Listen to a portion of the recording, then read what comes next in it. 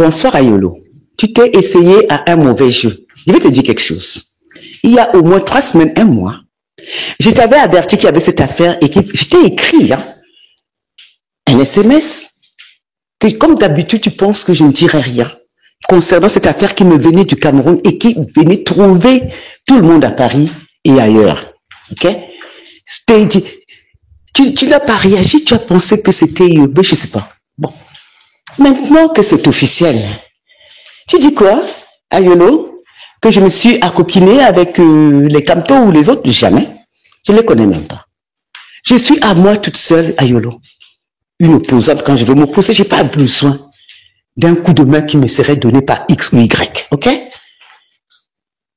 Et je ne t'ai jamais cité dans mes papiers pour te laisser le loisir de t'en départir. Mais maintenant que tu envoies tes gars, comme la première fois quand tu as eu l'affaire Martinez Zogo, tu leur as fait dire que tu avais des sextapes qu'il y avait des sextapes de moi. Moi, Calixte Beyala, avec des sextapes. Tu me prends pour une de tes prostituées ou quoi? Hein? Tu me prends pour Mourté ou qui a l'air d'une folle sur des photos ou pour parce qu'elle boit du champagne ou pour Mouchili ou de tes maîtresses? Tu me prends donc pour qui? Et tu dis que tu veux dire que j'ai touché de l'argent et que maintenant je t'attaque parce que tu es monsieur propre. Ayolo. Ayolo.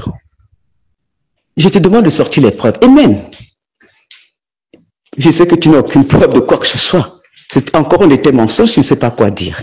Mais ceci étant, on va régler définitivement la question d'argent. L'argent du Cameroun m'appartient, Ayolo. L'argent du Cameroun m'appartient en propre, parce que c'est l'argent de mes ancêtres. Comme cet argent appartient à chaque Camerounais, il n'est pas l'argent des Antillais ou de Sarkozy et de tous ceux à qui tu donnes cet argent. Nous le méritons. Et d'autant plus Calixte Beyala qui a porté haut les couleurs du Cameroun. Je mérite des milliards et des milliards de ce pays. Et c'est normal, c'est l'argent de mes ancêtres. Je mérite d'être protégé par le Cameroun. Je mérite d'être logé par le Cameroun. Parce que c'est ainsi que font tous les grands pays du monde. Et tu te vantes comme quoi j'ai coupé le vivre, c'est pour ça parce que je suis monsieur propre. Ayolo, si c'est le cas, tu es monsieur méchant. Tu es monsieur sale. Tu es monsieur meurtrier. Tu es monsieur égoïste. Non, tu n'es pas monsieur propre, Ayolo. Tu n'es pas monsieur propre. Ah non. Le monsieur propre est équitable.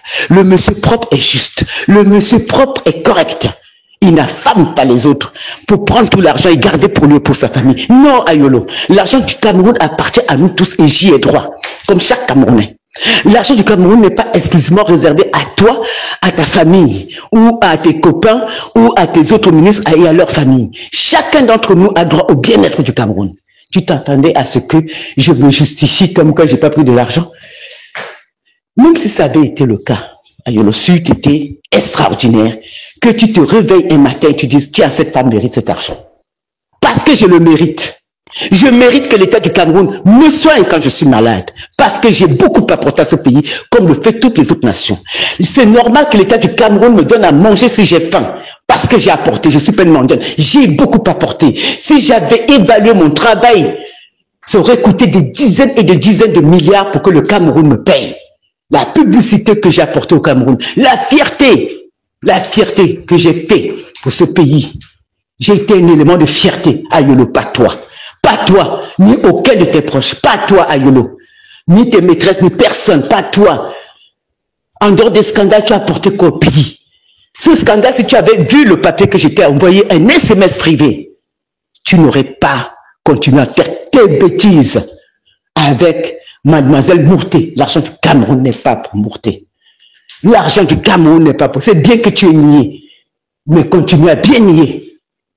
Bonne soirée, Ayolo. Et pour conclure, Ayolo, j'aimerais beaucoup que tu arrêtes tous tes mensonges me concernant. D'abord, tu as raconté que tu me connaissais depuis 30-40. Tu me connaissais où depuis 30-40 ans? J'étais mariée, Ayolo. J'étais mariée. J'ai eu des enfants.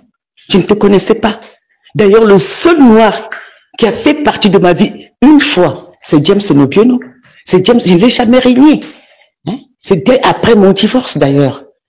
Et je l'ai quitté. Et il peut te dire que oui, il me reproche jusqu'à aujourd'hui que je l'ai quitté à cause de Michel Drucker. que toi, je t'aurais rencontré où et quand. Où et quand. Nos chemins ne s'étaient jamais croisés. Peut-être une fois quand j'étais à l'ambassade de faire un visa, je t'ai croisé. Je ne te connaissais pas. Tu parles de quoi, Yolo? Tu racontes des âneries pour un vieillard comme toi. Et après, tu dis, oui, et son ami à Yaoundé. Moi, j'ai une amie à Yaoundé. Moi, Calixte Beyala, j'ai une amie à Yaoundé. Je n'ai pas d'amis. Je n'ai déjà pas d'amis à Paris, c'est à Yaoundé que j'en aurais. Oui, je connais des personnes comme ça. Et je vais m'asseoir devant ces personnes en disant, oh là là, vous m'avez vu, hein, je me vengeais d'Ayolo qui ne m'a pas donné d'argent. Mais vous êtes, mais quand tu veux même raconter, inventer une histoire, il faut quand même être un peu intelligent, hein, Ayolo. Tu es même bête, là. Hein? Sois au moins cohérent, mais même le nom de l'ami, parce que moi, je peux te dire, Ayolo, que tu as envoyé auprès de moi, il y a quelques mois à peine, depuis que je suis à Paris, un ami à toi que je ne connais pas, qui s'appelle Joseph Ngomo.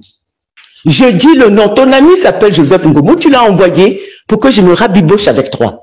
J'ai refusé. J'ai refusé. Joseph Ngomo, je ne l'ai jamais vu, je ne sais pas qui c'est, mais je te donne le nom. Et tu vas nier? Hein? Il faut par moment être un peu responsable, Samuel Mondayolo. Et arrêter de raconter des âneries. Tu m'as même offert un seul billet d'avion, de quel argent tu parles? Ayolo, sors ne serait-ce qu'un billet d'avion que tu m'aurais offert. Tu n'as même pas pitié de monsieur propre, monsieur pourriture, oui. Hein? Tu macères dans la méchanceté, tu ne donnes rien à personne, Ayolo.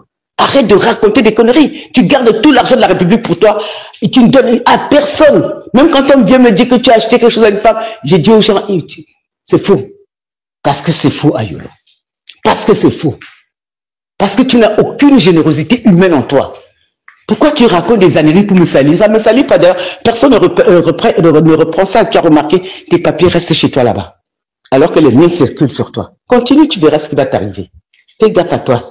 Que je me transforme par Marlène Mboutou, que je me mette sur la place publique et raconte ce que tu es dans ton intimité. C'est pas très reluisant, hein. Mais tu vois, je suis une vieille dame. J'ai toujours continué à me taire, mais fiche-moi la paix. Nous sommes maintenant sur le plan politique. Nous ne sommes plus sur le plan privé. Nous sommes sur, depuis l'affaire de Martinez, personnellement, ce que tu as fait à Yolo, tu as essayé de sauver Amogo Belinga qui a épluché un homme. Il a épluché un homme. Tu t'es regardé dans la glace et tu penses que je peux te soutenir? Je peux vous soutenir? Hein? Pitiation. Oh, mais c'est à cause du fait que tu m'as donné ton argent.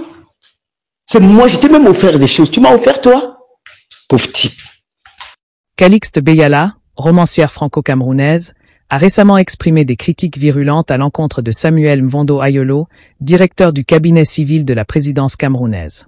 Dans une vidéo largement diffusée, elle l'accuse de comportements inappropriés et de mauvaise gestion des ressources publiques. Cette sortie médiatique marque un tournant dans la relation entre l'écrivaine et le régime en place, qu'elle avait auparavant soutenu. Dans ses déclarations, Beyala reproche à Mvondo Ayolo de ne pas avoir réagi à ses avertissements concernant une affaire sensible, suggérant une négligence de sa part. Elle dément également toute affiliation avec des figures de l'opposition, affirmant son indépendance politique. De plus, elle l'accuse d'avoir propagé des rumeurs diffamatoires à son encontre, notamment la possession de vidéos compromettantes. Elle revendique également un droit sur les ressources nationales, arguant que l'argent du Cameroun appartient à tous ses citoyens, y compris elle-même, en raison de ses contributions culturelles au pays. Historiquement, Beyala a été perçue comme une proche du pouvoir, participant à des événements officiels et défendant le régime contre l'opposition. Cependant, des tensions ont émergé, notamment après des désaccords avec Mvondo Ayolo, qui auraient conduit à son éviction de l'hôtel Montfébé, où elle séjournait aux frais de l'État. Ce changement de traitement semble avoir catalysé son éloignement du régime et ses critiques publiques. Les propos de Beyala soulèvent des questions sur la gestion des ressources publiques au Cameroun et sur les dynamiques de pouvoir au sein du gouvernement. Elle dénonce une concentration des richesses entre les mains d'une élite restreinte, au détriment de la population générale. Ces critiques s'étendent également aux promesses non tenues du président Paul Biya, notamment en matière de développement infrastructurel et de lutte contre la corruption. Cette prise de position de Beyala reflète une désillusion croissante envers le régime en place et une volonté de dénoncer les injustices perçues. Cependant, ses détracteurs suggèrent que ces critiques pourraient être motivées par des frustrations personnelles, notamment l'absence de reconnaissance officielle ou de nomination à un poste gouvernemental. Quoi qu'il en soit, Ces déclarations ont ravivé le débat sur la gouvernance au Cameroun et sur le rôle des intellectuels dans la critique du pouvoir. Au-delà des accusations directes contre Samuel Mvondo Ayolo, les propos de Calixte Beyala traduisent une profonde remise en cause des fondements du pouvoir camerounais tel qu'il est structuré depuis plusieurs décennies. Elle interpelle non seulement une figure administrative clé du régime, mais aussi, indirectement, le président Paul Biya lui-même, en dénonçant les promesses trahies de son discours d'investiture de 1982. Cette référence n'est pas anodine. Elle rappelle aux Camerounais les engagements initiaux d'un président qui, plus de 40 ans plus tard, est accusé par certains de ne pas avoir transformé les ressources du pays en opportunités concrètes pour le peuple. Le contenu du discours de Beyala interroge également sur la place des artistes et des intellectuels dans la vie politique camerounaise. Revendiquant une part de la richesse nationale au nom de ses contributions culturelles, l'écrivaine soulève implicitement la question de la reconnaissance de l'élite intellectuelle, souvent instrumentalisée par les régimes africains, mais rarement valorisée de façon équitable. Elle semble dire au pouvoir: « Vous avez utilisé mon image pour légitimer votre autorité, mais vous m'avez relégué dès lors que je n'étais plus utile politiquement. » Sur le plan politique, cette rupture publique entre Calixte Beyala et le régime Biya peut être perçue comme un symptôme de l'effritement progressif du consensus élitaire qui a longtemps protégé le pouvoir. Lorsqu'une figure aussi emblématique, ayant soutenu ouvertement le président dans des contextes électoraux controversés, se retourne aussi frontalement contre l'un de ses piliers administratifs, cela reflète une perte de cohésion interne, voire un effondrement du mythe d'un pouvoir solide et uni. Cependant, cette critique ne doit pas être perçue comme une rupture purement idéologique. L'analyse de ces propos laisse transparaître une forte dimension personnelle et émotionnelle, la douleur d'avoir été humilié, rejeté et peut-être marginalisé.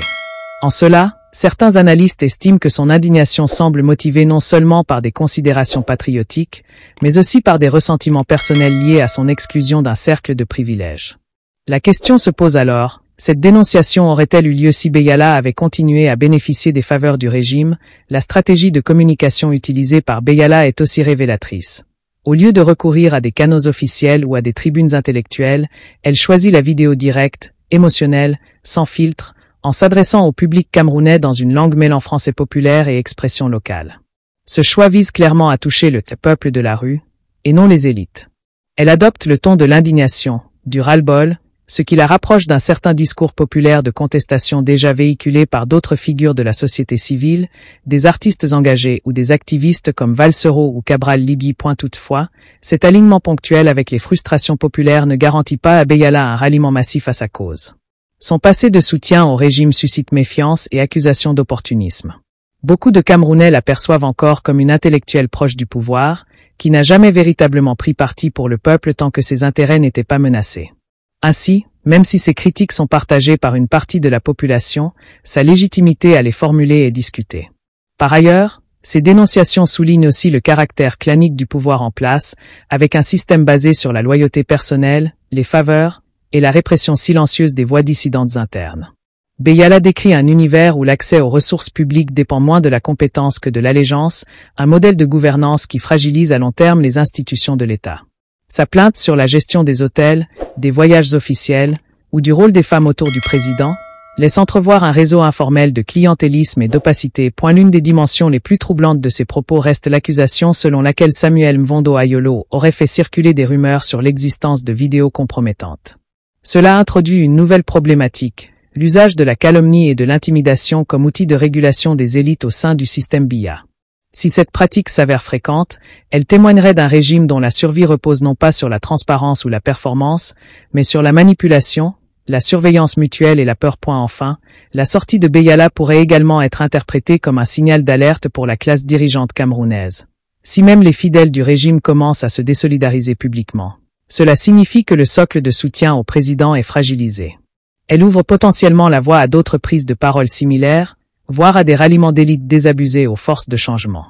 Mais elle laisse aussi planer un doute. S'agit-il d'une réelle volonté de transformation ou d'un simple repositionnement stratégique d'une figure intellectuelle marginalisée par le système qu'elle a longtemps défendu ?